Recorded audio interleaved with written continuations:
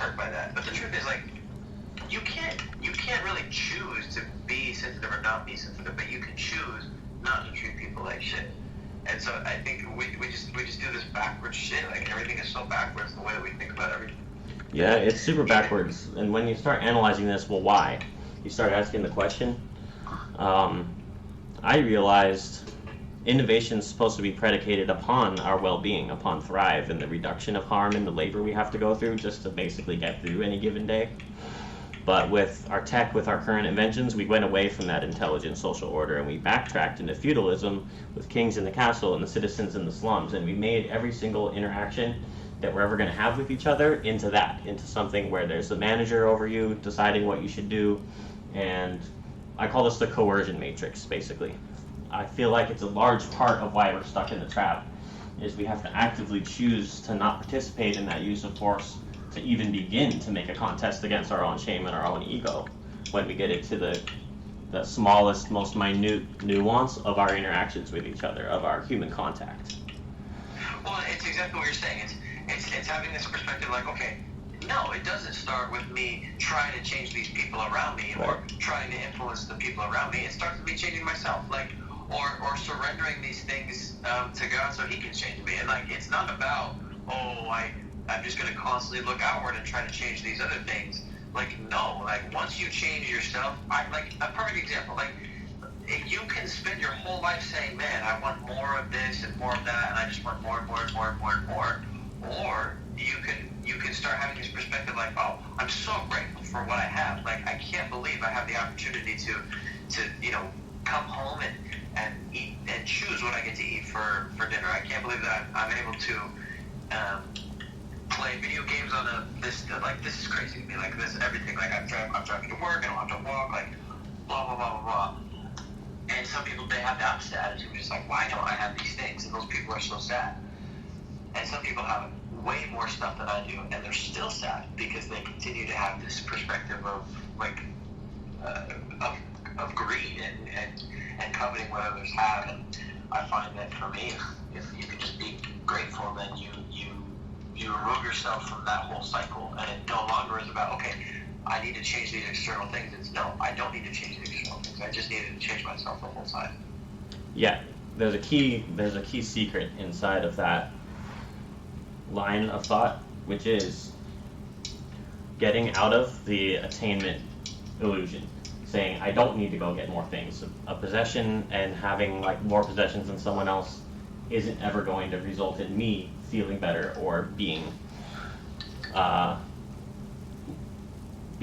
having more well-being. Like, it's you have to start describing what is your well-being to have this kind of conversation. And so when you realize that, it's like instantaneous. You realize that you can't ever get it from a purchase, from a possession. You can only get it from that place you are when you feel grateful. You feel the sensation of now, in terms of this is amazing. This is right here at this moment. This is what Zen is talking about, is this right here second is perfect and is amazing. And in this moment, as you are now, you are the ultimate consciousness. Like, this is the nirvana thing that's described in almost every flavor of Buddhism, is understanding you as you are now are the Buddha, essentially, is the symbolism in it, to say you're already there. You already got there. There's nothing you have to do to be excellent. You have to just see that this is excellent right here in front of you now. And when you do that, you give up on the attainment.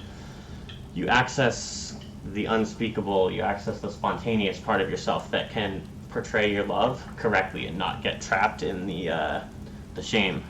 And it's creative. When you get to that point, the spontaneous you that's there is creative and is going to surprise yourself with what comes forth when you actually escape the coercion and the illusions, and you are just at that moment, you're in the full gratitude, full energy self. You are in contact with oneself at that point. So when I started describing this in terms of human contact, I realized that first you're contacting oneself. You're contacting one first, and then once you do that, that's what you're showing to others that constitutes real human contact, where you're showing the actual person that is you. For them to accept or reject, and them rejecting it doesn't cause you pain. It just causes you the reality sensation that is when somebody's mistreating you. If they refuse, some people are going to. They're going to refuse to see you, and they're going to try to do harm to you for that. But if you just stop, if you react to that by refusing to be you and just reacting in a way where you hide it from yourself, now you've gone way too many steps back. You don't have that contact with you if you stop and you let what they do to you dictate your behavior. So there's a balance to get into where you begin actualizing your real self and showing the real love that you have to others and creating it, and to be able to persist in that spot. It's like standing on your head, kind of, but it's standing on your head in a way that's a real expression of your inmost joy. To confront your inmost joy and then show it to each other is really what I'm going for with an education process about creative consciousness. It's what I want. Well, it's almost like imagine like you're on an airplane. It's like that stupid idea where you need to put your own mask on before you go up other people or whatever. Yeah. And imagine you're on an airplane and you think, okay, if I can just get this whole row at least to all wear their masks, then somehow I'll be able to breathe too, without ever putting on the mask. And it won't work. And it's a stupid idea. Like that's the whole idea of chasing everything in the world and doing all these things that are not reality. Like I don't know. Like someone said to me once, I was in therapy and I was talking to my therapist, and he said like God is reality. Like yep. That is what reality is. Love is reality. That's what you're made to do. That is the best way to interact with people.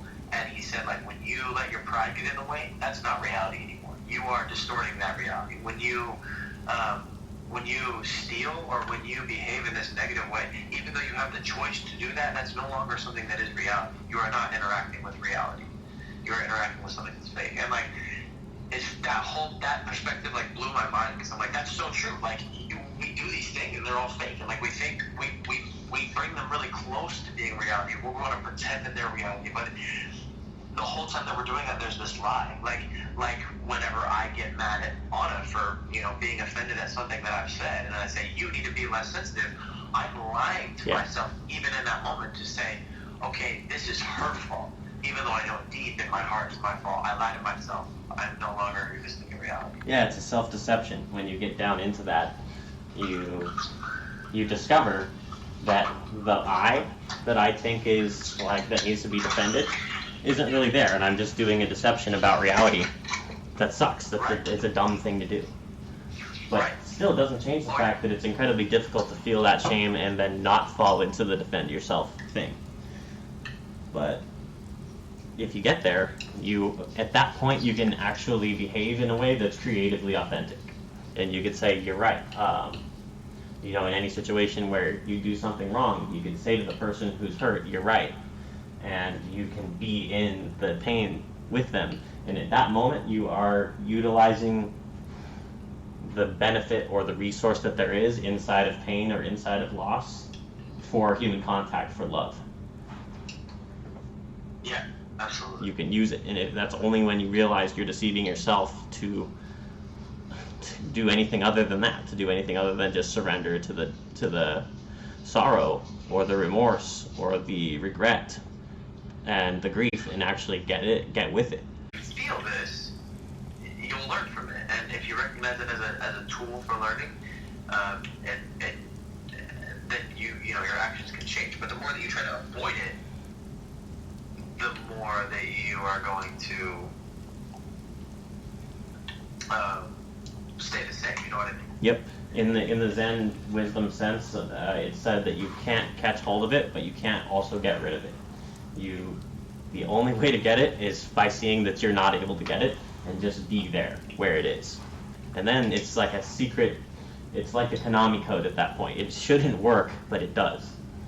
That's what's called the Sly Man in Zen mythos, is when you realize there's absolutely nothing you can do to force the thing to happen that you think should happen, and you get to that point where you're no longer trying, but you're also not doing anything to oppose it.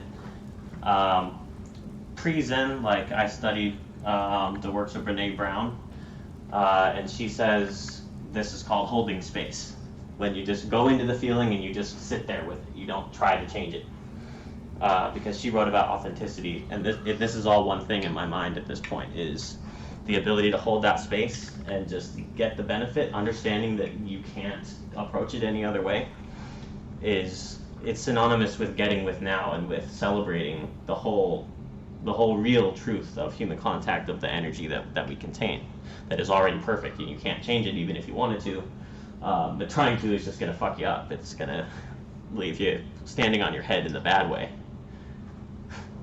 So it's like there's a wrong way and a right way to stand on your head is what this ends up looking like to me. And the right way is just to say it shouldn't work, but it does. So I'm just going to surrender to that energy flow that is, and be there. And the only way to love myself is to stop refusing the person I am in this way and let it just happen the way that it is. Something like your emotions you can't treat your emotions like anything other than a wave on the beach. Like, you have to stand on the shore, and if a wave comes and hits you, you have to be there and let it hit you. And like, yes. You can't try to run further into the wave because that's not going to make it any different, and you can't try to run away from it because that doesn't do you any good either. You just have to stay in this one spot, and when the waves come, you feel them, and you let them happen, and you can't change them. But we have this idea that, somehow I can change all these things and like do all this stuff, and that's not true. Yeah, I presume that I can boss my destiny, and that's a false presumption. So if you get out of that assumption, that's where you are. This is the rule for all terrors. If you meet a ghost, don't run away from it. You go straight into it, and then it disappears. You don't let the wave hit you. You go straight into it. Watts has a whole segment about this, and it's during a talk that's about why it's wrong for us to try and use coercive policies in regards specifically to drugs and psychedelics, is because just because we're afraid of it, we can't act like behaving in that way is going to do us any good. We have to go straight into it and take it for what it is. I'm over abstractifying what we're saying here now. Like the thing of human struggle is that you have to look at the thing that's painful and hurts and understand it, and stop trying to change what it is. You have to accept what it is in this way that's... Accepting is the wrong word, because the only thing you have to do with it is like you just said, be there and let the wave hit you. You have to be there. You have to come into now. So in order to do that, that's the Zen problem, is to understand, well, how do I overcome this thing? How do we not do this running away that we're always trying to do automatically? So how do we not do that? Well, that's the whole premise of any Zen teaching, is to understand, okay, so how do you do the thing that is just be there, just be human? And all the Zen koans are like, you just put on your clothes in the morning and you eat your breakfast. That's how you do it. Like, all the answers to this question are just do the things that human beings do, and stop doing all the dumb bullshit that gets added on top of it with authority and with coercion and with attaining property and stuff, and just do your creative thing that it is that makes you happy. So, I mean, when I do creativity, when I stream and create, I attach this message to it along every single intersection. Is I'm here doing this because this is what I love with the deepest passion in my heart. I'm trying to show it to you, I'm trying to include you in it, and I'm trying to include you in the answer to the question, how do I also do that? How do I find what's in my deepest heart and share it? That's what I'm trying to do when I do anything that has to do with human contact. That's creativity. Why do you always use the word creativity and not the word love? They're synonymous in my opinion. So explain that. But I'm trying to convey a message. So if I use the word love in every situation where it would apply, I would just be saying the word love over and over for the entire duration of everything, which would actually be valid. That would be a valid piece of art. But words, the only thing words do for us is they let us understand that we're in contact. They only do that if we both already know what it is the word's describing that's being said. If you don't know what water is, me saying the noise water won't let you know what the feeling of being soaked by water feels like. And so the word just points out the thing underneath, the human contact that is there. So when I use the word creativity, I'm trying to describe the inmost passion, the inmost joy being brought out so we can look at it. And that's the meaning of... Almost also applying, like, in same way, like, love can be shown in many different ways. It's almost like saying that about love because creativity is unique to an individual. So it's you're implying that love itself is creative because it is unique to the individual. Correct, because it's an expression of what is within the person brought out so someone else can see it. And even if that someone else is just you reading what you wrote 2 years ago and remembering that feeling. That's the premise in creative consciousness. Okay, like I'm just picturing, like, you know, when you write a song or you paint a painting, that's an expression of what's in you. And in the same Yes. way, like, you can use that information to, what am I trying to say? Like,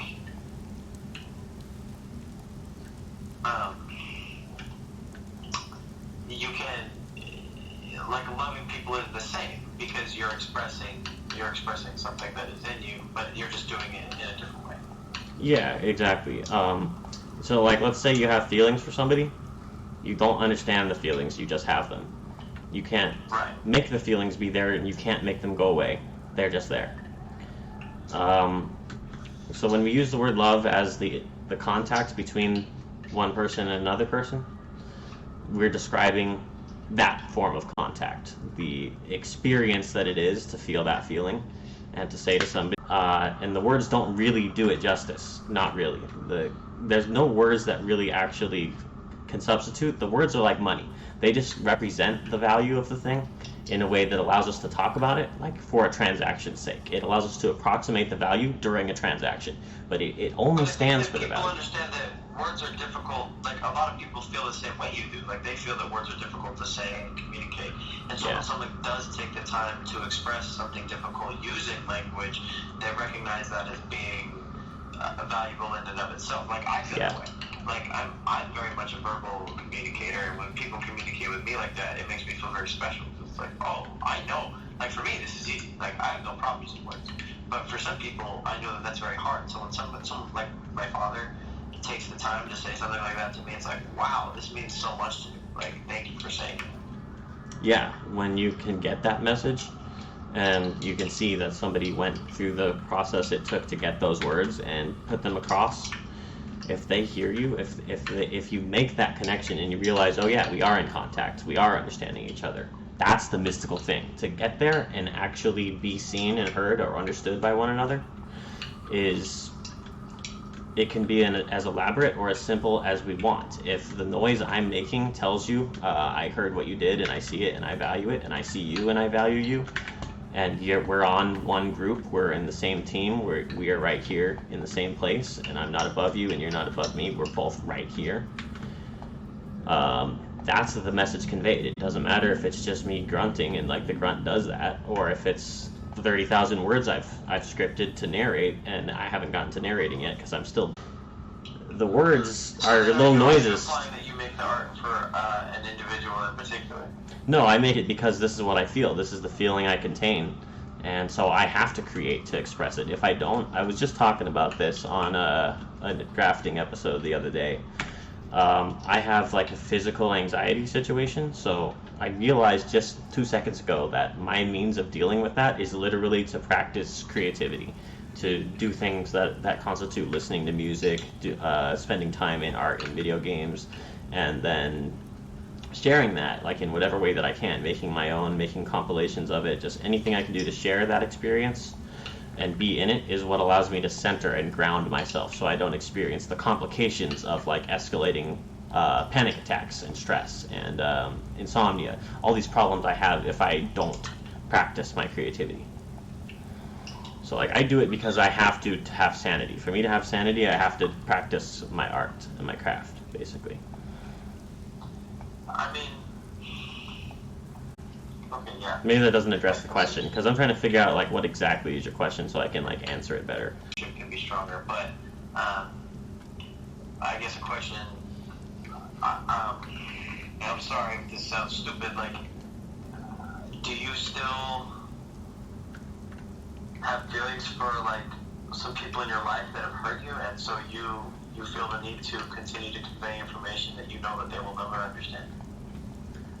I feel like the desire to continue conveying that information, even though I've already accepted that it can't be grasped by those in question. But the actual reason I'm doing isn't for them. It's so that I could speak my truth to myself. And during the process of doing that, speaking my truth to myself is what enables me to see myself as others might see me. It's a self-collaboration is what I call this in the scripts and the drafts that I have so far. Because my goal is to see myself as others might see me, and like correctly assess myself in a way that's accurate instead of filled with illusions and with incorrect assumptions. Your goal is to see yourself the way that others see you. Yeah, and... But who in particular? Because everyone's going to perceive you in a different way. That's a paradoxical question, because every single person and every single different moment of that person, or one person to the next, or one moment to the next, this is going to vary. I am not the person that they are perceiving from one moment to the other, or within that same moment. I'm not the actual person they're perceiving.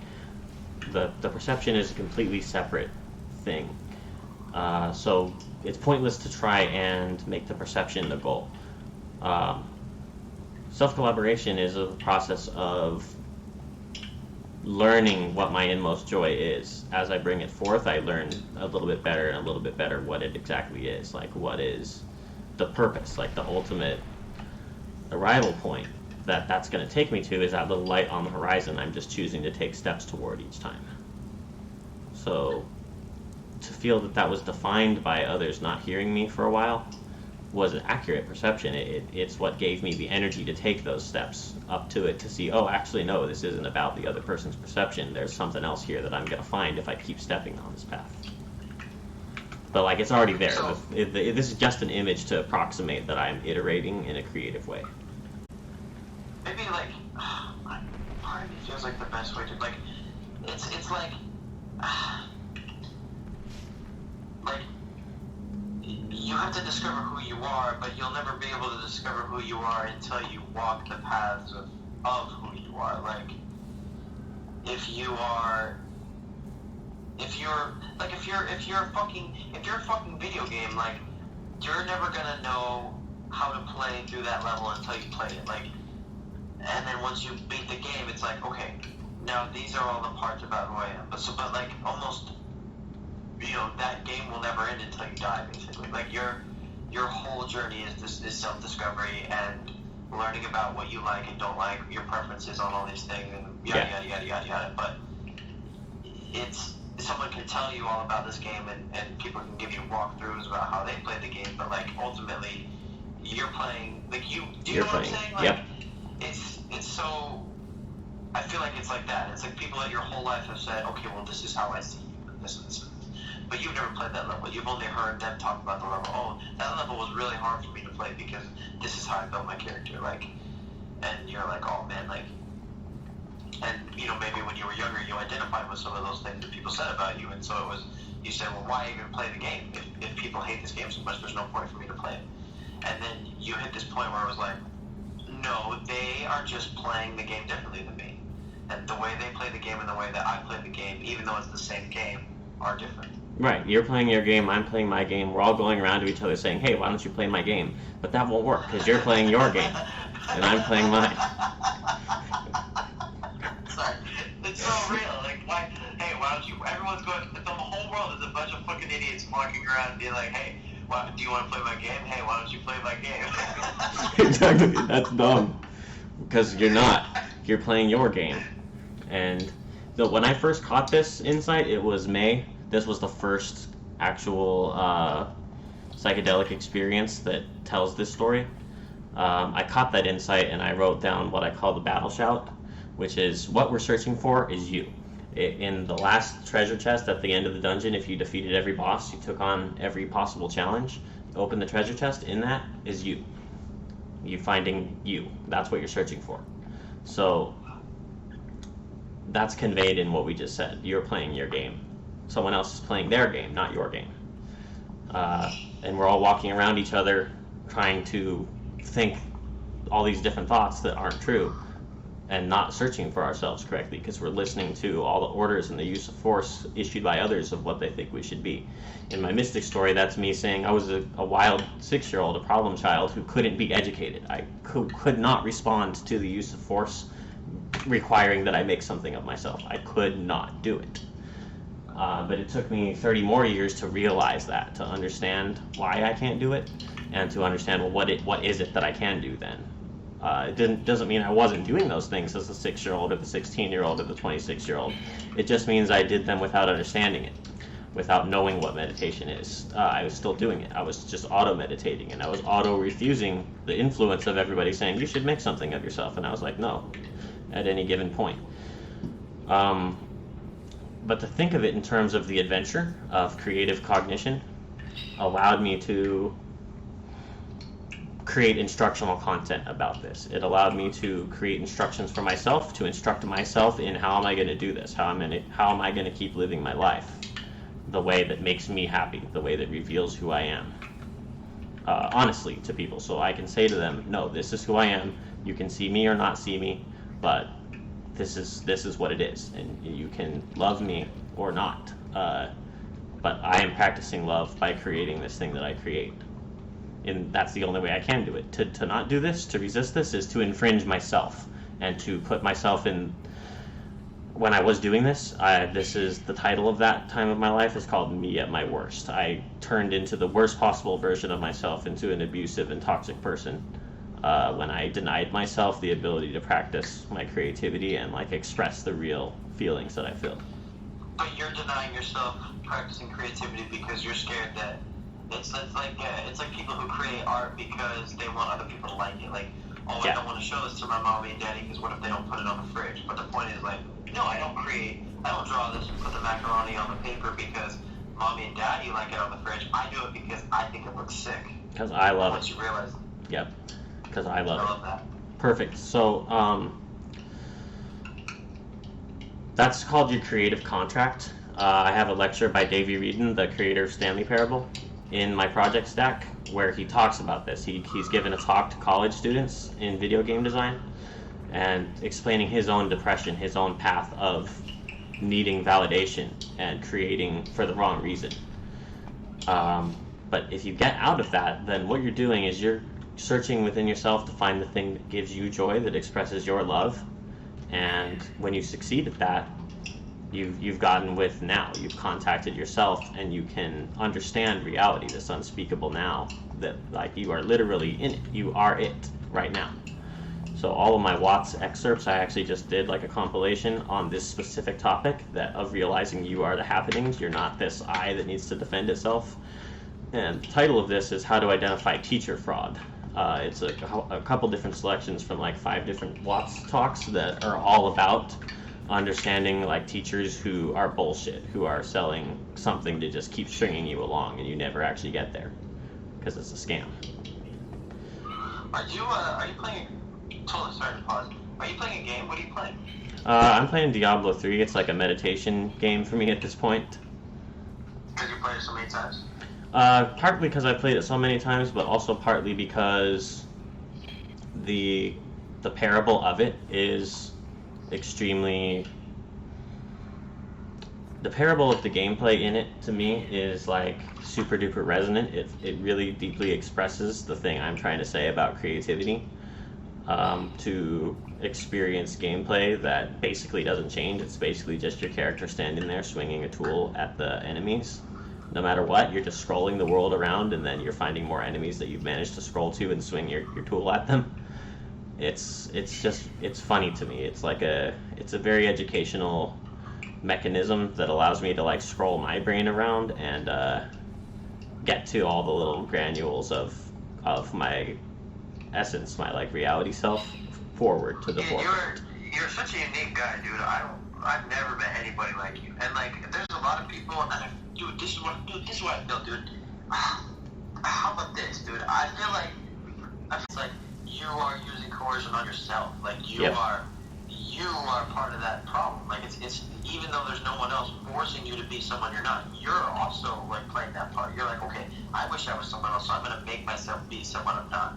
I'm gonna be this other thing, the thing I've seen on TV that I'm supposed to be, or whatever. And so you do all these things that you're not, and it's sad. But like I think that's what I like the most about you. Is like you are just the way you are, and like I find this is something that I don't understand. But I think that people, when they don't understand why God might make someone that way, they want to change it because certain attributes are obviously very popular, or they're represented in certain popular circles, and so people want to like apply those on a universal basis. Everyone needs to do these things. You can have some variation of your personality or who you are, but it has to fall within these parameters, and you also have to apply these no matter what. And so I find that sometimes I meet people that do that, and I don't like them. And I'm like, why are you like this? Like, this doesn't seem like who you are, and it's because they're using coercion on themselves. They're forcing themselves to be this other thing. Yep. Self-coercion and self-collaboration are the two polarity points that I talk about when I want to teach creative consciousness. Because you're going to have problems if you don't let your real reality be expressed, and you just deny it, and you're just like, no, that's not how I am, that's not who I am, I want this. I want this attainment, I want that attainment, I want the other status, I want to be better than everyone else. Like, those are shitty paths that we're constantly forcing ourselves along. And culturally, we're programmed to do that also. We're programmed to like try to work hard and then become the boss person at the top who then... But wait. Have you ever... Dude, listen to me. Have you ever played a game and maybe you feel different? But sometimes I play a game and I get to this point where my character's so overpowering to the game that I don't want to play it anymore. Okay, I just talked about this like 2 streams ago.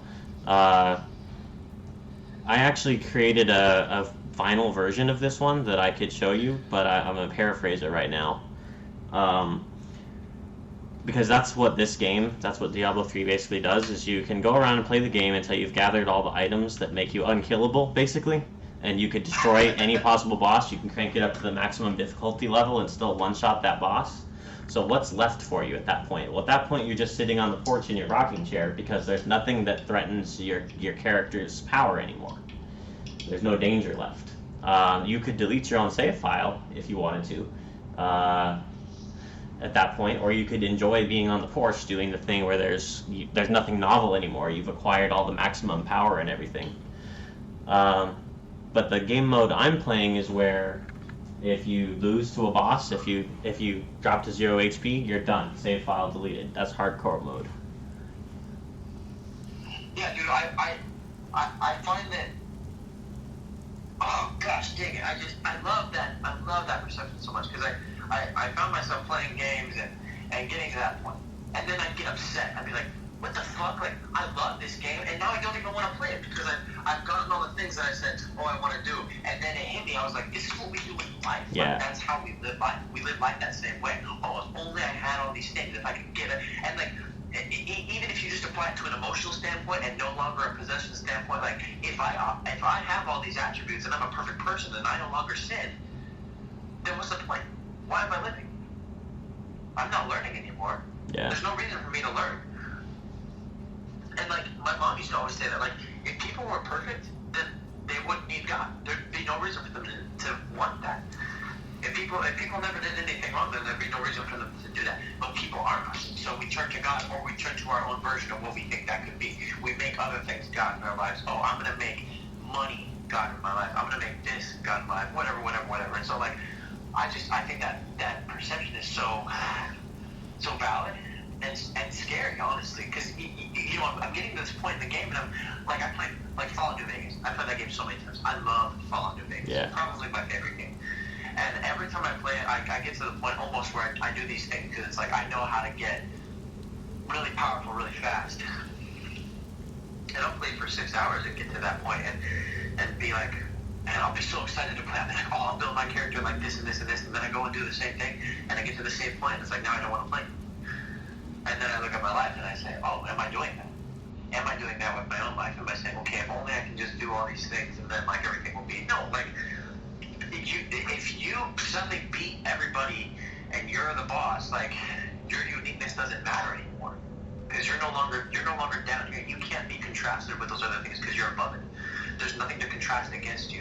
So your own uniqueness, if you will, is also your own sameness. There's nothing unique about you anymore because you beat the contrast. If black is the only color in existence, there's nothing unique about it. There's nothing special about it. Yeah, that's when I said I can't be me unless you be you. And I can't see me unless I can see you. Right. So that was the second version of the battle shout. When I said, when you are hidden, I disappear. If you are seen, I come into being. Your difference is your identity. You need all the things that are other from you in order for what it is that is you to have a significance. So that's like that's the real secret inside of the Zen pursuit, is to see that there's a unity of self and other that has to be there. And if you start acting like that's not true and that you can go on without others, you are literally deconstructing yourself on that path. That's the path of the Nazi, that basically does suppression against others and hides them, and so all of a sudden they can't see themselves. You see themselves less and less and less the more they take action that hides and infringes others. Right. So in the human social order sense, that's the whole love thing, to say, well, I'm doing love here because I want to see me, and for me to see me, I have to see you, and for me to see you, you have to confront what is you in your heart and show it to me. And so for you to do that, all I can do is throw support at you. I have to try to fire a help you cannon and be like, here's some help.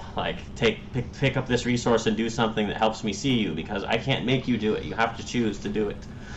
And so I call this the innovator's paradox, because the innovator wants to build others, but the only way he can do that is by tricking them into picking up the thing that helps them and using it to help them, instead of using it to do destruction or coercion.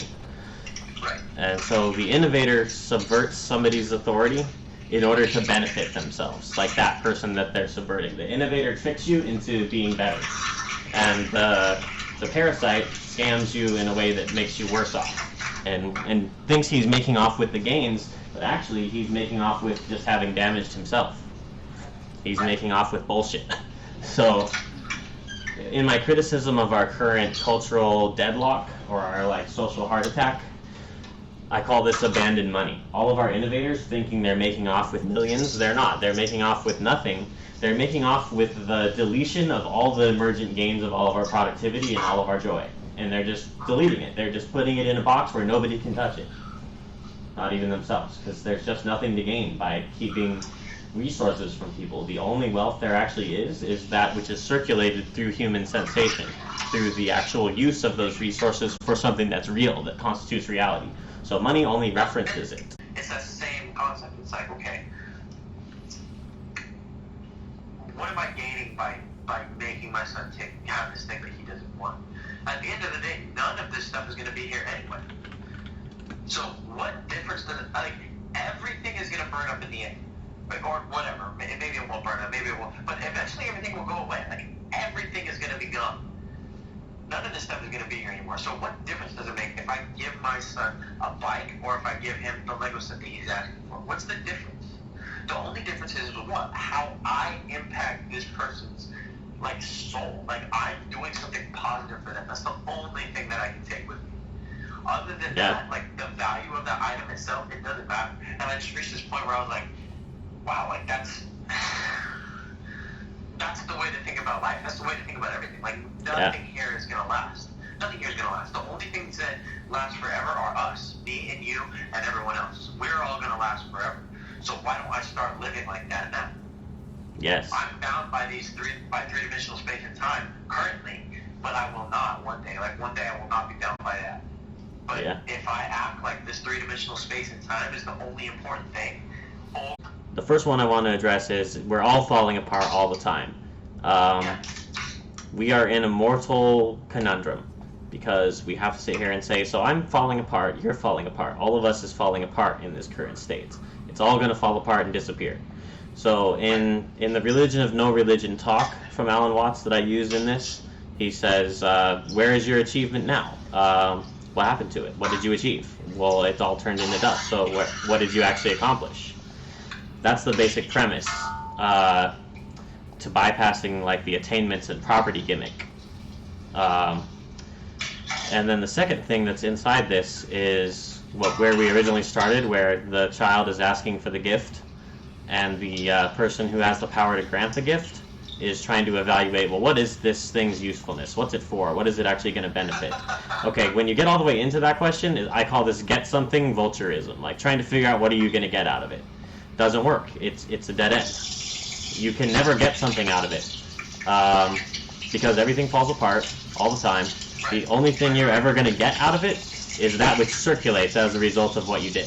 So nature abhors a vacuum. What flows out from you is more is going to flow in at that point when it flows out. And it comes around in a circle. Social order is this circle of what flows and flows, like a river streaming. I don't even I'm not even thinking about that. Like, yeah. If my goal is to say, okay, I'm going to give this thing to my son because eventually someone will do this good thing for me. Like, that's still bullshit. You're still living in a selfish way. You're still cheating yourself, is what it's called. You're still cheating yourself. It's still, okay, if I do these good things, and like that's what religion says too. Like, if I do these good things and do the right thing, then God will do good things back to me, and I'll get the impact. That's not how it works. And then I'll get something. That's the whole point, because again, God is not a coercive thing, and in its own way, manipulation is still coercion. Yep. That's still coercion. And you're still in the get something trap. You're still being coercive. It's just a more passive way of doing that versus I'm going to make God like me or whatever. Like, I'm going to make other people like me, like whatever that looks like to you. It's all coercion. It's just how aggressive are you with it? And so I don't know. That's the way I see it. It's like, the only value I can give is as soon as I start putting other people where I am, once I'm putting other people above myself, I'm saying, how can I consider this other person's need before my own? That's it. That's the end goal. That's the only escape from the get something. There's value in that, and I'm at peace because I'm no longer using coercion. I'm no longer even on myself because I'm saying, okay, what are other people's needs? How can I meet them wherever I am in any given moment? I'm going to live right here in the moment. There are people here. What can I do for you? How can I live in this way? That's peace. There's peace there. Yes. Because even when people come to me, and my job isn't to make you like it. My job is just to do this. There's nothing else that I can do because not only does this benefit you, but it also benefits me because I'm not worrying about any of that other shit. Yeah. I'm not worrying about, okay, how can I make myself the biggest, baddest person on the planet? How can I do that? No, I'm worrying about you. And if this does end up coming back around and healing you because of it, more power to you. That's awesome. I want you to be healed. That's a need that you have. But my job isn't to make you like it. My job isn't to make me like it. My job is to do it. Yep. That's to escape from the trap of being stuck trying to get something all the time. There's only one way to do that, and that is to stop reviewing what might be valuable to somebody else or to yourself and just say, what can I do? What can I do for any opportunity that comes my way to be generous? How can I capitalize on that and do generosity instead of trying to evaluate what would I get if I gave up this resource? Instead, you just give it. You just let it flow. And like in the Stanley parable, if Stanley just stepped outside the door of his office and was free instantly, that's not a very good story. So, like, that this parable, or like the whole koan of this thing that we're talking about, goes down to that. Like, there's always a struggle. Everyone else is playing the struggle of their own game, and there's a very strong innovation to saying there's no possible way for me to review what would or would not be valuable to you, and so it's extra pointless for me to try and assume that I'm going to define what's valuable for you. I can't define that. And so all I want is to provide a place in whatsoever way that I can where you have that freedom to determine what is valuable and to show it to everyone else. And not for me to presume I'm going to review what's valuable and review your performance.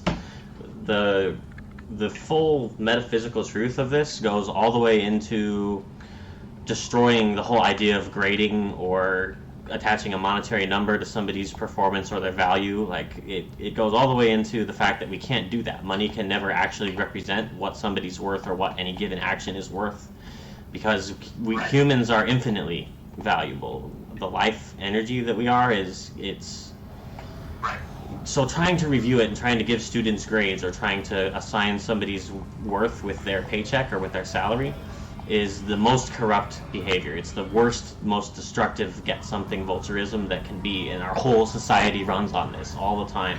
It's bullshit. Right.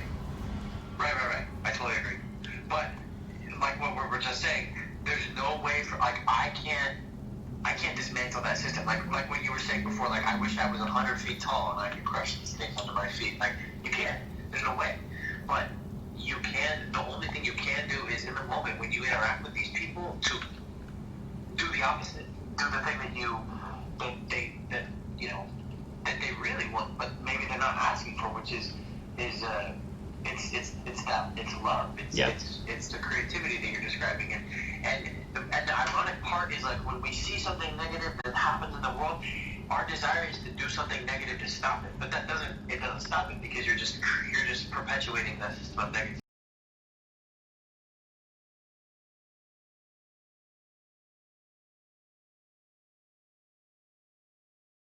I've been angry with them, so now they're going to go and they're going to treat their friends with a cold shoulder because I was angry to them, and their friends were treated coldly, so they're going to be mean to other people throughout the day. Like, that cycle just perpetuates. Like, you would just watch it perpetuate. My job is to stop that. That's the only thing I can do. I can't control and be creative myself. Like, yep.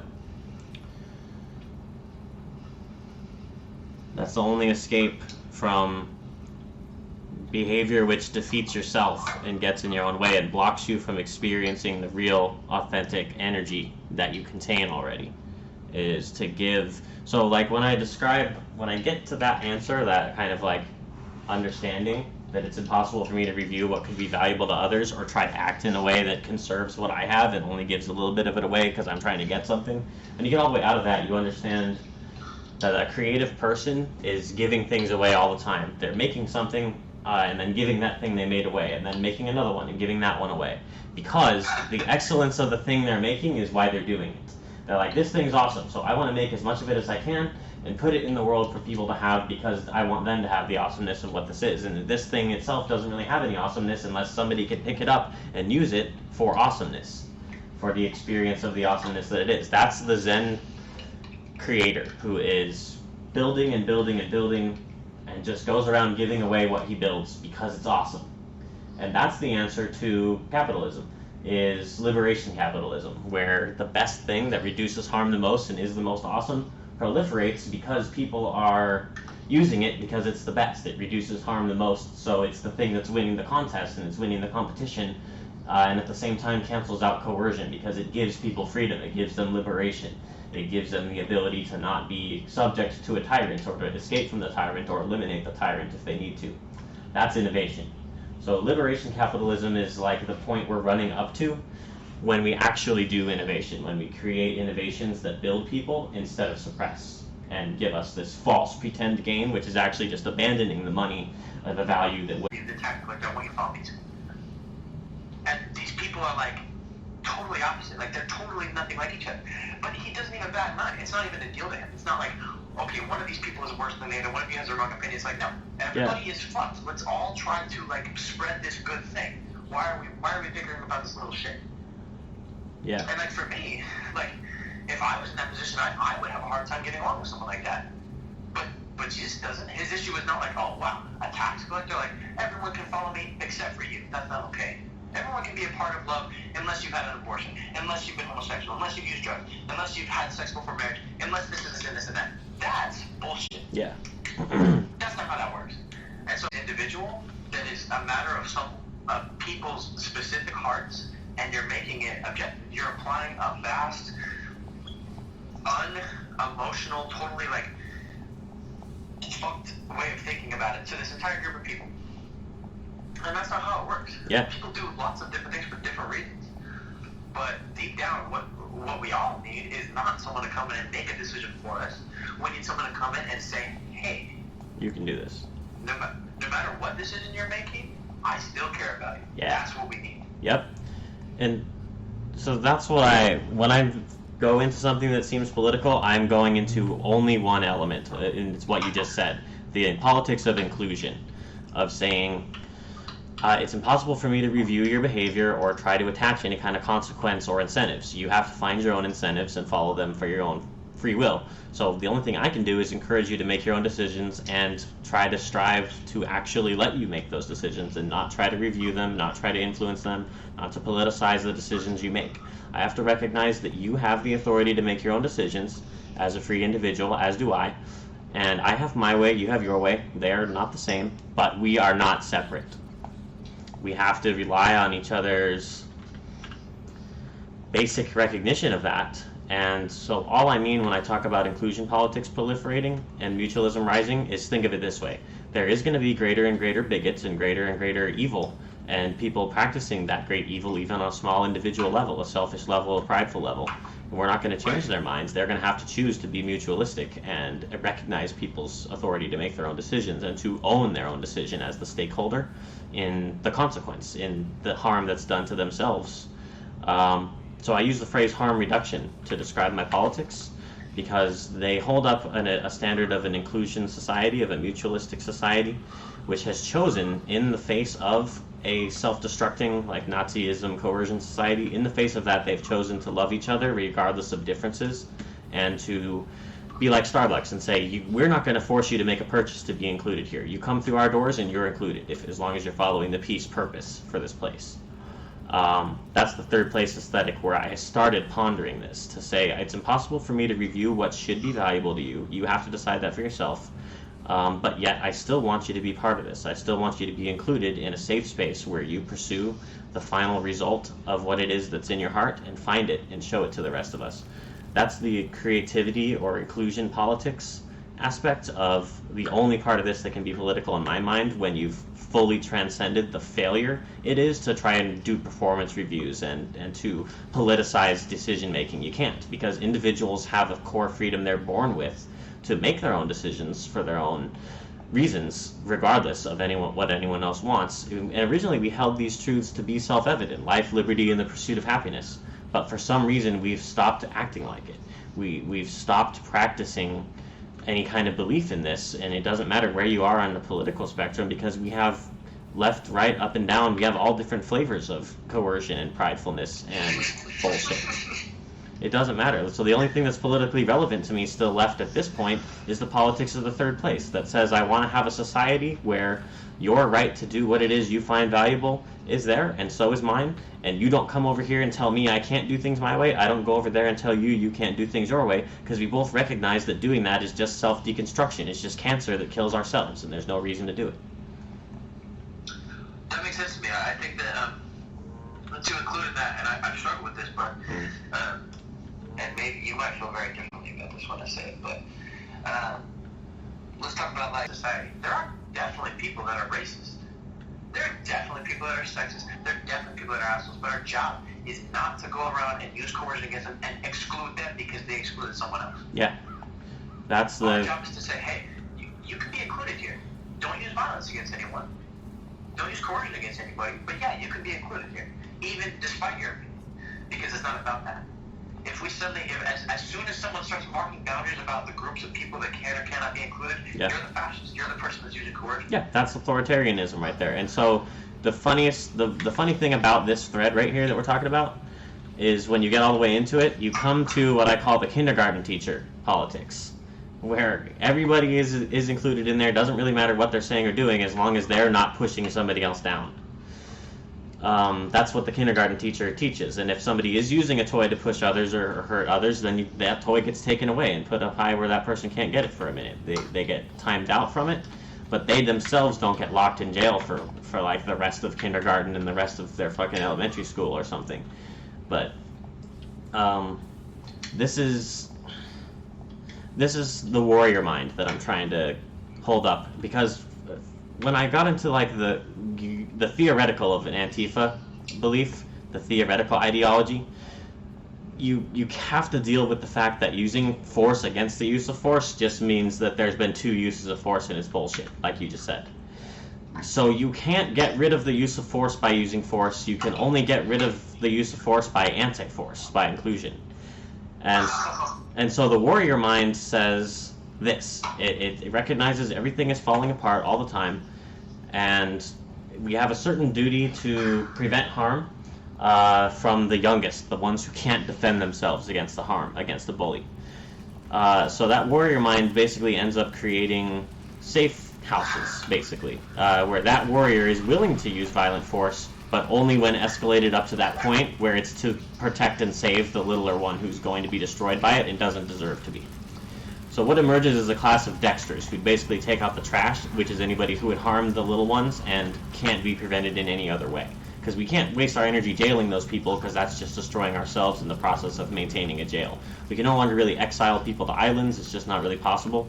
I mean, that would have been like an older society's solution instead of just executing people who were like that. But when you get all the way into the warrior mind, it's like a warrior kindergarten teacher who's running a school where everybody in it is protected until the point that they themselves are pushing people down and they have to be put in timeouts, etc., etc. But that warrior mind is a person who only uses force where it's the only possible option, and he still doesn't like doing it. He would still prefer to have the threat of force be sufficient, where the person who the force would be used on, it's like a mutually assured destruction kind of a thing that you arrive at. I just don't think mutually assured destruction is metaphysically all that possible. It's just kind of a temporary fix until you get to that equilibrium point where there's no more threats that actually are harming those who need care and those who give the care to them. So in everything I do around this, around social order, I'm thinking about a care and education type of commerce that's completely centered on those who need the care and those who do the care. But there are not a lot of people with actual violent intention, unless they feel like they have the government on their side or a large group of people. So if you can remove this group thing, this idea of including everyone, then hey, there's not your group and my group. There's one group. It is people. All of us are the same group. Let's be inclusive about that. Yep. Then suddenly your mindset changes, and then you're also adding on top of that, okay, no one is getting criminalized for all these other things like drug use, right? Yep. Or anything that they might think is right or wrong, right? I'm not gonna. God doesn't say, hey, like, go out and make everything that I don't like illegal. Like, that's not the point, because then you're using coercion and then people don't have choice. And it's like, why would I want to be loved, or why would I want to love a God that I have to love? Like, that doesn't make sense to me. Yep. The whole point is for you to allow choice to happen. So I want to allow choice to happen. I want it to be a very prevalent thing. So then once you remove all the, and then a lot of people that I recognize on top of that do want to choose to be individually violent, go against things like that. Like, okay, I don't want people to have these choices. So they are violent about it. But if the culture of the society is, no, the whole point is to create choice, everybody here is okay with that, then you have a very small group of people that are wanting to be very violent to the point of destroying someone else, usually because of a personal vendetta, something very emotional happening in the moment, something like that, right? And so, in my opinion, yes, if like, intentional at that point, but there is a part of me that says, okay, if this person really wants to hurt me, go ahead, like, go ahead, do I'm not going to stop you, but somebody else, okay, I don't know if I can allow that. Like, I can make that choice for myself. I can say, yeah, hurt me. If this is really what you want, if this is what you think will make you happy, do it and see. Yeah.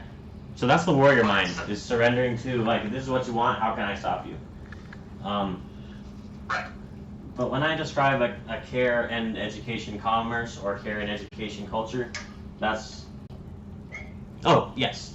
it values centrally, as its top value, the ability for each person to make their own decision and not be infringed by any other. It holds up as value, as the definition of value, the thing it's valuing, as voluntary decisions being made without being forced. So like you just said, I want you to have the freedom to choose. Like, I need that. I need you to have the freedom to choose. That's the care and education culture, or the care and education commerce. The commerce in which the core value, the strongest value that we hold, is that liberty, where we know that the choices being made are being made because it's what the person really wants to do. No one's trying to influence them or incentivize them in any given way, and they're doing the thing they really wanted to do. So, like, that's the warrior mind saying, if you really want to kill me, then you need to do it, and I need to not stop you. Like, that's a warrior mind played out to its full entire social implication, the social order of the circle, as what we value above all else, the thing we're attaching the money to, is people's voluntary decision. That's the thing we're using the money to represent, and we're not doing that right now. That is our failure currently, we're doing the opposite. We are incentivizing the boss order, the pyramid, where there's some manager or boss saying what can happen and what is tolerated or what must happen. And if we were to use money correctly, we would basically decentralize it and let money go to anybody who says they want to do something and say, okay, if that's what you want to do, we want you to be able to try it.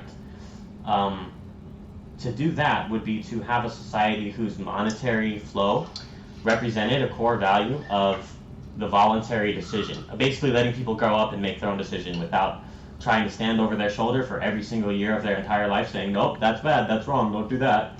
We have to with our technology short circuit that and stop the thing where we let judges and police and everybody stand on our shoulder for every single year of our life, not ever letting somebody grow up and make their own decision and be accountable for their own decision for its natural consequence. And we could be using money in a way that was intelligent, that reflected this intelligent order. And when we start doing that, we will see that valuing people's decision making and their freedom to choose with real sovereignty, we will see the benefit of that. And I call that benefit peace wealth. A peace wage is money which recognizes that it's somebody's own personal individual decision how to act and what to do with their time, and that they shouldn't be forced to do it in some way they don't really want to. A peace wage recognizes that, and what happens is when you employ that peace wage, you get an outcome called peace wealth, where the institutions of your society, the things that are visibly happening, like the groups of people in your society that are doing something that you can see that is culturally visible, is diverse, and it's representative of what people actually want, what their real passions are, what their real innovations are going to be. The peace wealth is the real human joy or mental wellness, creativity, invention, innovation, craftsmanship, artisanship, all of it. Every possible thing, every wiggle that every person's going to be doing because they want to, is the peace wealth that comes forth. The opposite of this is boss wealth, and that is a situation exactly like what we have now, where all the gains are locked up in what I call abandoned money in the net worth of our so-called influencers. They're not doing anything with it. They're doing fuck all with the supposed benefit of their invention or their innovation. So their innovation, they canceled the benefit of the innovation by hoarding those gains, by abandoning them. And to refuse the boss wage and instead use a peace wage where the money goes to people so they can use it to do what they want to do. But wait. That's peace wealth. Hold on. So, like, money doesn't exist, right? Correct. It's made up. Money isn't real. So, like, hold on. So, you said that you are leeching from society, but to say that, we have to say that what you're doing, what you want to do, what expresses your inmost joy, doesn't add anything to anybody. And that's not true. It adds to your joy, to your loved one's joy, and to your neighbors who are right next to you who can see that joy. And anything you make, anything you craft into the world, brings that energy out, that love. That is how you love others, doing those activities that express yourself. Now, you can't attach a negative to that. We can't say that people doing that hurts anybody. It doesn't. It only adds. And furthermore, if you take steps that infringe that from yourself, there's only two choices. You can either express what you are, you can actualize, or you can infringe it. You can't. There's no balance between infringement and actualization. You're either destroying or you're making you basically actualized. So the term leeching doesn't really accurately convey what we're trying to say. So I studied this math to try and figure out, so how do we say the accurate truth here? What you asked was, how do we incentivize people to contribute something into society or into others? So the simple answer is, we can't. So there's nothing we can do that incentivizes people to do anything they don't already want to do. So given the fact that we cannot influence people to do something if they didn't already want to, we have to leave it alone to work itself out. This is what Wu Wei means, to not use force, to let things occur as they do of themselves, and just let it work itself out. That's the only conclusion point. That's the arrival point. Is there is literally no way to give people any incentive to do anything. They will do what it is they want to do. So the only way to win is not to play, essentially, to not try and influence people. And so then you ask the question, well, then what does that mean? What's the technological mechanism? What's the invention that you arrive at? Given that, if these are the facts, then what is the innovation? And the answer is a decentralized income. Because money isn't real and we just are using numbers to try and describe the value of any given behavior during the transaction only, a decentralized income is essentially a mathematical mechanism where there's like a credit card that's like a financial instrument which automatically refills itself, which removes the burden of that individual being required to go create a monetary exchange that proves to society that what they did added value to somebody. I mean, there are things that, like, okay, so for example, if I want to stay home and make music, there's going to be some things I need, right? I need my house, and a house is easy because it can be provided for easily, right? You can build a house, we can build it, and then it's done, right?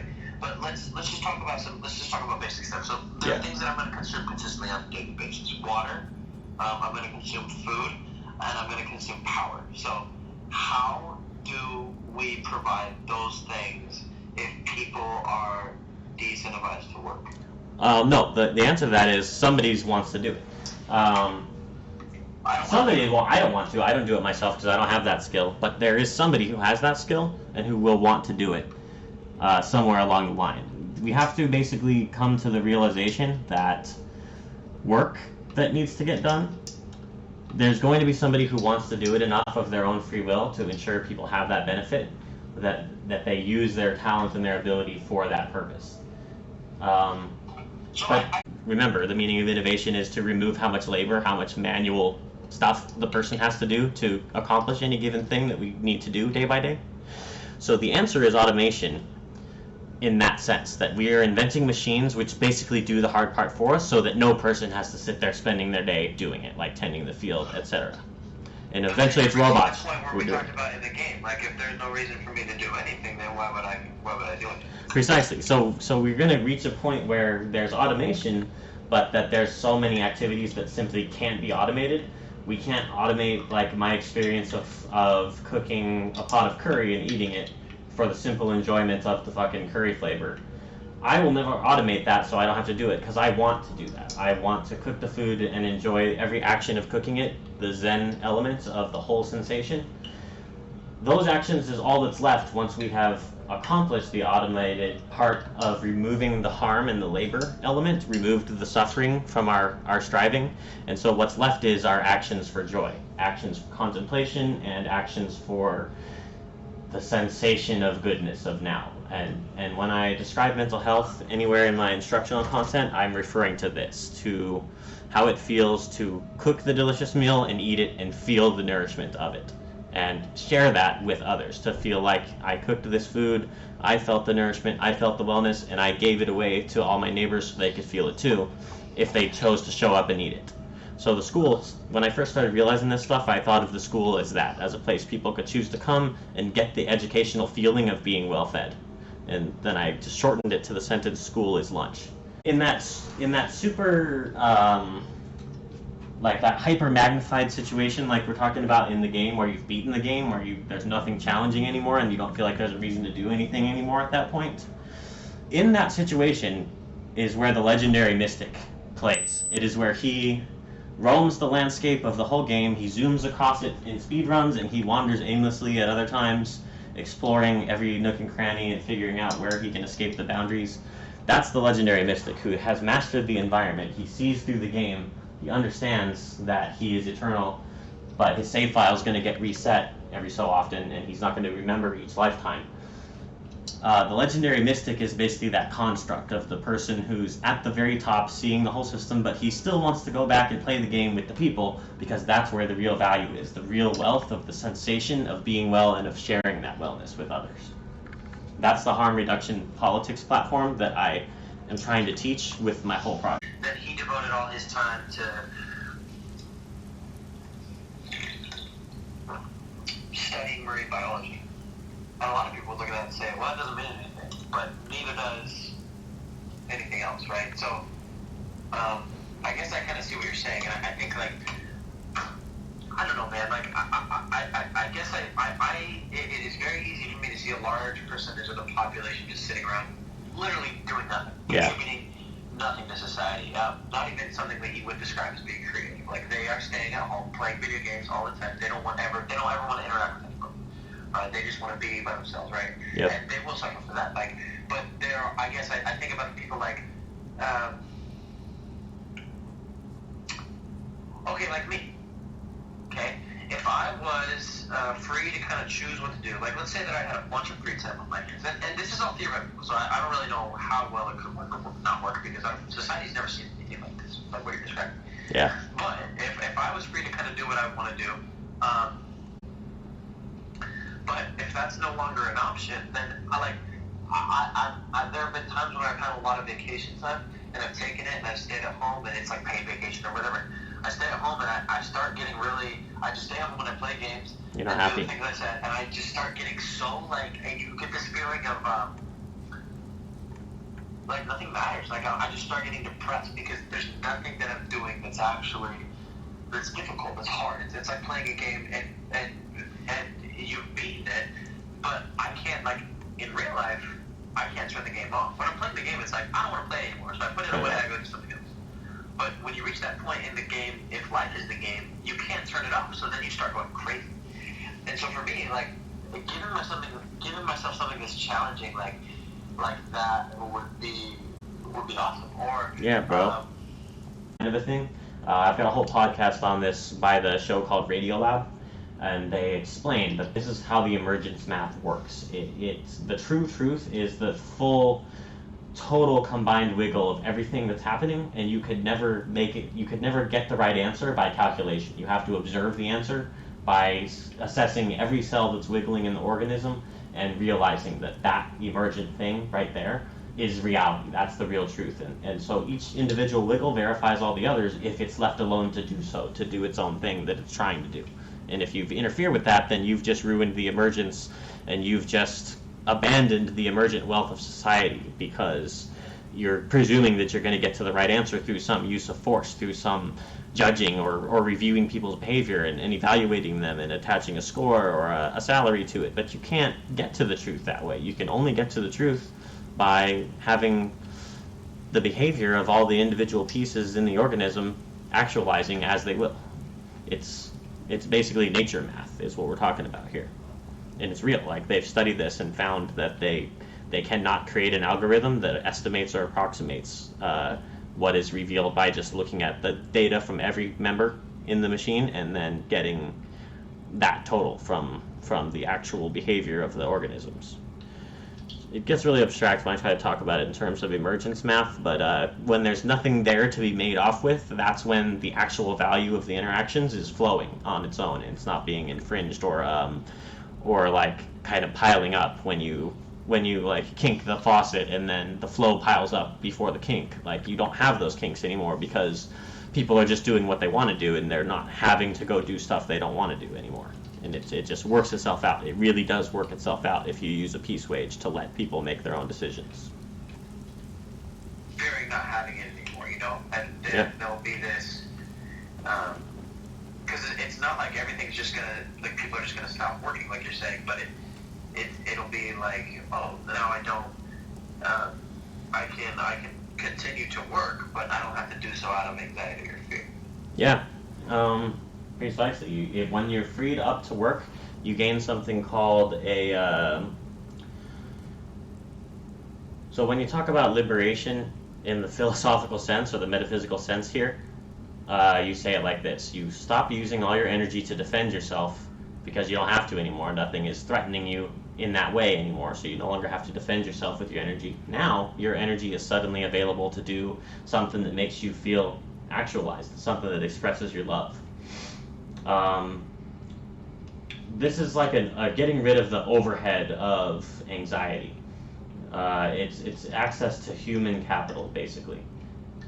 There's lots of different metaphorical ways to describe this, but think of where we are right now is at the very bottom of that pit you fall into when you made a mistake and you get in the shame, and then you do 50 more things that are fucked up because you feel ashamed.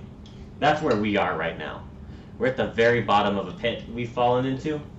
And the only way back up out of it is to start using a peace wage to get some educators and get the people who are just trying to provide something to their kids that they've never had. Like myself, I've never had the freedom to have my education. I feel that representative government failed me in an epic and catastrophic way and owes me the funding for my education and for my children, who I'm now trying to create, because it was withheld from us by a broken representative government system that wasn't doing education and was doing the opposite of education, putting kids in jails and where they had to sit at the desk and listen to an authority system that was bullshit. I think the way out of the pit is the action of educators and carers making their own voluntary decision where nobody's trying to review what they're doing and trying to give them a performance review or like rate their salary and base whether their behavior is right or wrong on external evaluation. The only way up from here is because of the actions of warriors and carers and educators who are doing what they love with their inmost heart to create the cultural shift, to give the Zoomers and the new generation kids something to actually believe in, to believe in that the game's not just completely destroyed for them and there's no reason to participate. That's our immediate crisis. Because no one wants to do a job that they're not going to be good at. Right. Everyone doing everything is, if they want to do it, they're going to also, they might not be good at it at first, but they're going to want to be good at it. And so they're going to strive to choose to be good at it, or they're going to already be good at it. And so you're going to eliminate bad production and work because people who are doing each skill are going to be good at it. Correct. You gain that capital, that human capital of skill. When you take off the coercion, then you automatically gain this output from people. Those who have the skill, and they rise up and do the thing that they like, and they like doing it, and they get better at it, and they actually get to the real wealth, real output that is there, that is available. Now, in corporate structure, you have something called the Peter Principle, which is where people are promoted just to the point where they're no longer competent, and then that's where they stop. And that's the reason. In a system that works the opposite of this, it promotes you, and it keeps promoting you up, and then when you get to that point when you're not good enough at it to get promoted again, that's where you stay, and then the whole system goes to shit as a series of escalations in the Peter Principle. So when you correctly solve for that, you've gotten rid of the authority thing and the performance reviewing and the promotions and the salary reflecting some authority status bullshit that shouldn't be there. You pull out that status illusion and remove it, and you get what you arrive at is the equity of human behavior when they are free, when they have the resources and they're free to use them to be themselves, to exert their own excellence into the thing. That's why the good manager just hires the good people to do what they do, and he lets them do it. He doesn't try to tell them how it needs to be done, because they already know that. This is when I realized this leaving corporate hell. I already know how to be me. I don't need you to tell me. I already know. And a good manager understands that, and that's what a peace wage does, is it says we don't really need managers. All we need to do is provide people resources to do what it is they're good at, and they will do it. They will. But I guess, in my opinion, I do think that some people are good at being leaders. And right. There's a difference between telling someone how to be who you think they should be and trying to teach them to do something that they want to do. Right. So I do think that some people need to, there's some people that are going to want to be teachers, there's some people that are going to want to be leaders, because that's a skill they have. For me, personally, I feel like I'm a good leader. That's something that I would want to do. And I wouldn't want to do it because I want to coerce people, but I want to do it because I feel like I possess the, I don't know how to say it, like the, maybe the drive or the willpower to do things that I feel like other people won't do, because when I know that whenever I watch myself do something and other people say, oh, it wasn't that hard for him to do that, then they'll do it too. But a lot of people usually just need someone to take the first step, and I feel like that's something I'm very good at. You are. So I have no problem. You are good at it. That's why you and I know each other at all. Because I am like a hermit. The skill I have is inversely social to the way you have this skill. I have this ability, but only when I'm sitting all by myself creating the thing I create. But you have the social version, I feel, which is like a front person skill. It's like an instigator of a good connection kind of a skill. And this is, when you get into this question and understand, so what's the difference between a boss and a leader? Well, this is the difference. The leader is a teacher who learns you. He's not teaching you, he's learning you, and then presenting, helping you reflect your own skill and talent that you have to yourself. He learns what is your curiosity. He helps hold a mirror so you can see what your curiosity is. And so he's learning you. He's not teaching you, he's just helping you see you. And that's what the battle shout was originally for, to say, I need you to see you. And what we're looking for, literally, what our whole adventure is for, is to find you. and to battle the bosses that suppress it, so that you can get to what that is and show us that treasure and cast your battle shout and your ability on the rest of the group and give us the benefit of your unique thing that you have, your talents. Fuck this guy because he's using coercion against me, like what we were saying before. Yep, that's a nurturer. So a nurturer is somebody who says, you can do this, I believe in you, and look, I noticed you have this awesome skill and this awesome skill. I wrote about this very early in my project and said there's a secret superpower of telling people about something incredible that they're capable of. You just tell them about it. Like, yo, I saw this and it was fucking awesome. And you did it. Thanks. Like, that's the power of gratitude when used on people. And so I was imagining it in this paradoxically hilarious way where we had a society that ambushed each other with support instead of with criticism. Like, instead of bullying and ganging up, we would gang up on people because we fucking love them. And say, you did this awesome thing, and we want you to fucking realize it, because we want you to do it more.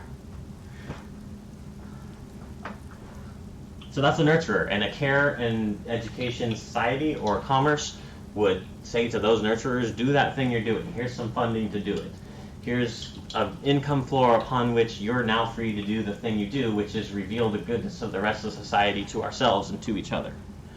That's a teacher, that's the kindergarten teacher. And so when I imagine a replacement for police, when I listen to George Carlin saying there's no such thing as good police and believe it, what I believe replaces police is a mom brigade who shows up to both shame and support people who are acting out. To be like, we're really disappointed in you. Do you want a sandwich? That's all you fucking need to do. You need to stop punishing people and actually recognize that they're going to keep making their own decisions that they feel is best and do their best as much of the time as they can, and they're going to make mistakes. But if we fire people for their mistakes, then all we're doing is destroying our own organization and having a revolving door of people coming in trying to learn how to do it at the first step, instead of keeping people, holding on to them and using resilience to say, we know you have a skill, so let's just find it and let's put your skill to work so you can feel happy. Because if you're not feeling happy, then you're not going to do anything useful for anybody. And if we presume that that's not the case, then we're living life the way Jeff Bezos and Bill Gates and fucking the evil Clinton family and all these people that we hate, we're living the life dictated by them if we live that way, and we don't live in a way that says we want people to find out what their skill is and exert it so they can be happy, because if they're not doing that, then we are not having a free society. We're having a Jeff Bezos society. I fucking hate that that's where we are, but it is. But it's a fire underneath people who can see this, like you, to go forth and love the world in this way that tangibly builds our human expression and our human contact. It's going to be a flow from this very bottom of the pit to where we can give these kids hope and a chance to feel like they're free to pursue what it is that makes them happy, and that they're not stuck on a fucking self-destructing spaceship that's just going to explode them into space before they even barely get the chance to start doing anything that matters. Like, because that's what these kids feel. That's why the suicide problem has reached an unacceptable head. So, like, that's why I started doing what I'm doing, because I used to be one of those kids. I used to be on that path, and I made peace with it, and I tempered my flaw. So now I'm able to live my life in a way that I am 100% sure is joy, is happiness, and is the love power that I have to show others to shine that light. And up to that point that I started doing it, I can now see very clearly how much in the dark I was. But I can only see that now because I've built a staircase out of little blocks of light that are now shining on the whole picture. And without each one of those steps on the way up, I wouldn't be able to see. I wouldn't have this vision of it that I now have. Socially, though, that's how it's going to look. It's going to look like a gradual shift towards peace wage and a gradual move away from the situation where people are trapped with an abuser, with a coercive tyrant, a manager, a landlord, or the police. And we gotta stop being trapped in these situations in order to access the love that actually is there. I love that. this took me fucking forever to make like even one step of what I call progress in my actualization of my happiness. It's only just now started to exist. Like over the last 1 year period since last November, because I said to you, I've been saying this, trying to figure out how to tell this in my story. The experience of a jail completely altered my perception, my metaphysical perception, like permanently. And that's 1 year ago at this point. It was November 16th was when that took place last year. But I only unpacked the meaning of the shift that took place there over like the last 2 months, 2 or 3. Which is that trying to force yourself to be anything other than just your kind of your automatic, spontaneous, loving self converts all of your experience into the same exact thing as when you're being detained in a place where there's no peace, where you can't do what you want to do. You are literally producing that for yourself out of every situation, out of the whole circumstance of your whole life, if you're not allowing your deepest love to actually flow forth and become seen. So having that physical reference point allowed me to interpret what I had done wrong, what my mistake was in my previous, in every situation that led me to that fascism problem. I realized I realized the way in which I was responsible. Well, it's like you had to see yourself at the worst so that you could say, I don't want this. Yeah. And the thing about it I'm saying is I'm incredibly slow. It takes me fucking forever to figure things out. Because that's the way I am. I'm obtuse, and I want to do things my own way in spite of anything and everything. I needed, like, I was, like, if someone came in and told me to do something that I was already right about to do, I'd be like, well, I can't now because you told me to.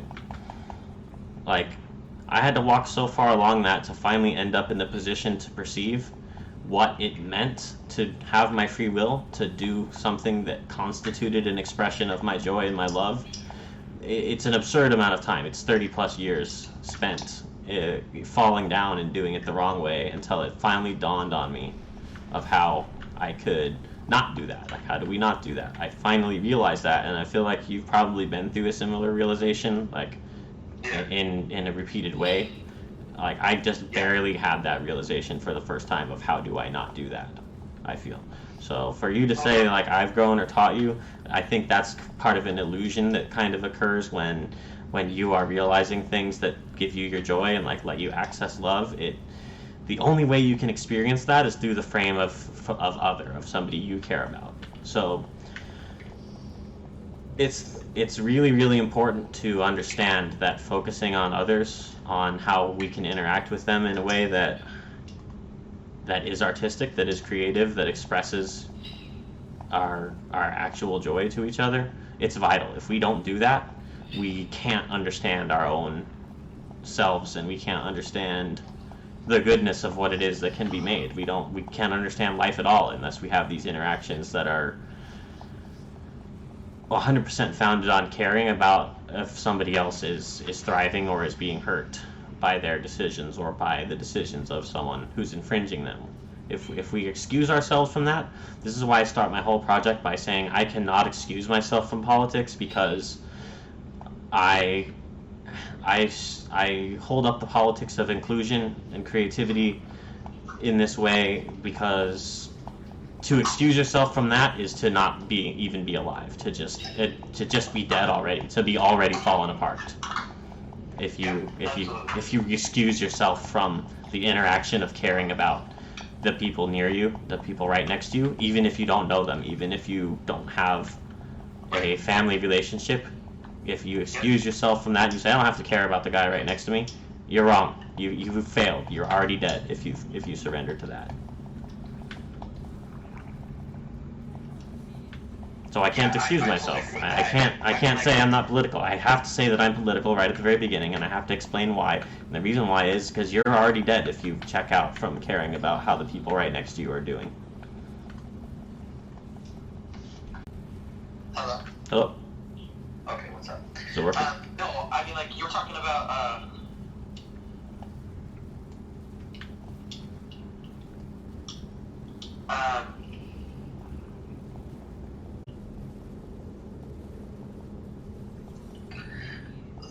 you're telling me that this isn't right, but I'm doing that because, like, that was proven the first time whenever I gave alcohol. Like, I did not want to give alcohol. I was like, no.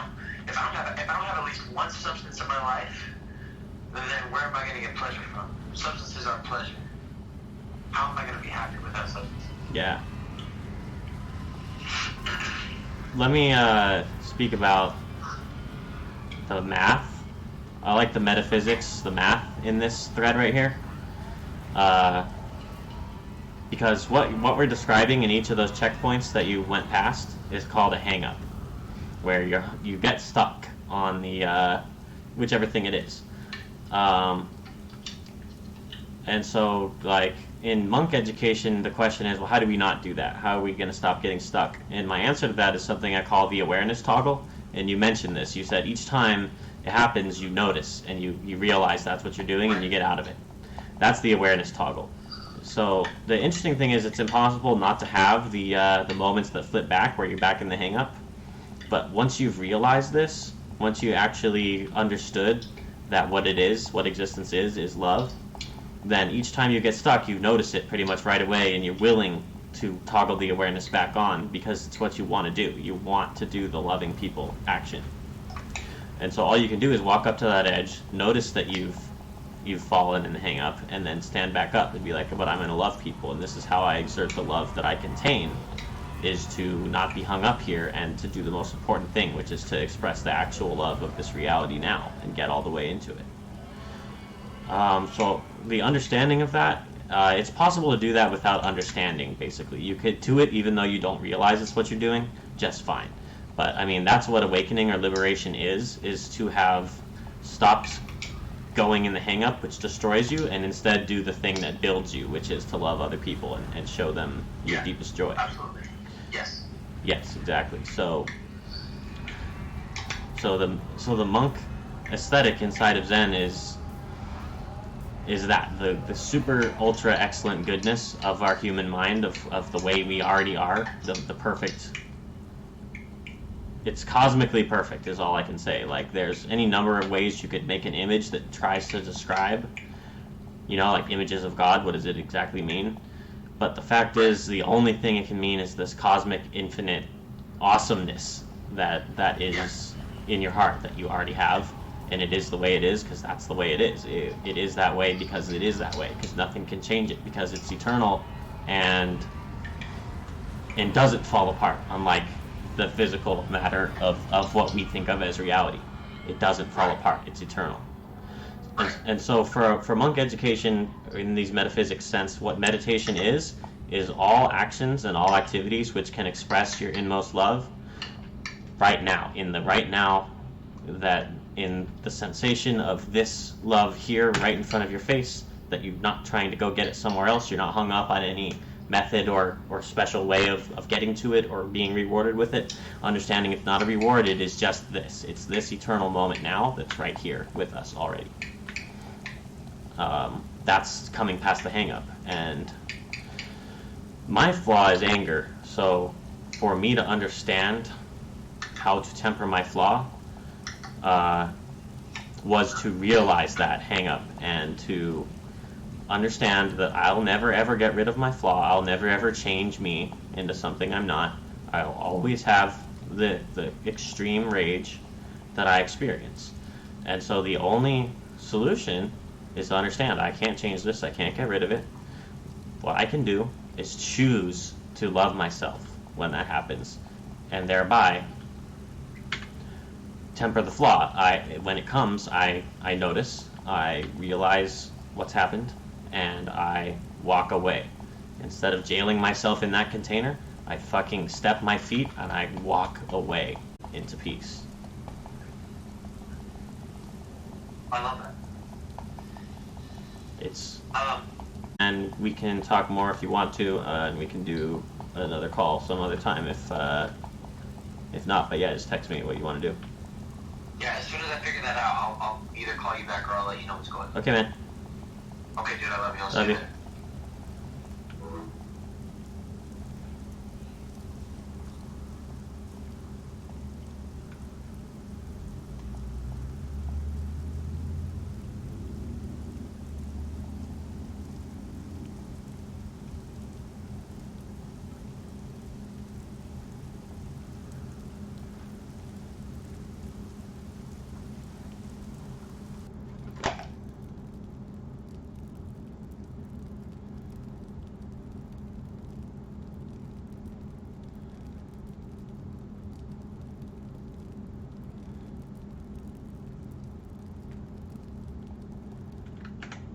Alright.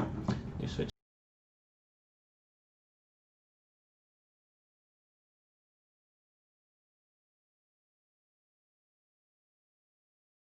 back to my main microphone here. I used the camera microphone just so I could pick up the speakerphone. My headset mic does not pick it up good enough because it's meant for vocal. And let's switch over to it here. Turn off the big mic. Okay, we are back on Corsair mic. Let's do a sound check. Okay, sound is good. We're here. So yeah, I was having this conversation with my friend over the last couple days, couple weeks. But anytime I actually get him for a phone call, it's always an extremely educational and uplifting interaction because he's an incredible, wonderful human being. So I've been wanting to get him on the call in my stream here so it can be part of my content feed for a while. I'm going to create a version of this from my recording I just made on the phone, but it also got interrupted a couple times because I didn't turn off my timers on the phone. That usually just makes sure I will remember to do my work, etc. It keeps my schedule flowing adequately. So it got interrupted each time the fucking timer went off, which I don't understand why the app, the voice recorder app, has such a thing that would interrupt your recording. I had to manually start it each time. Okay, to me, it seems completely unnecessary to interrupt the recording in order to play a small timer. The way I would do that programmatically is to have the timer appear and have the alert for it stay on the screen, so the next time the person looks at the phone, they would see that the timer had gone off. Obviously, if they're involved in a recording, then they're going to look at the phone to stop the recording. So therefore, I would just suspend that notification at the point where the user's going to see it next time, and leave it at that. But for whatever reason, it interrupted the recording, and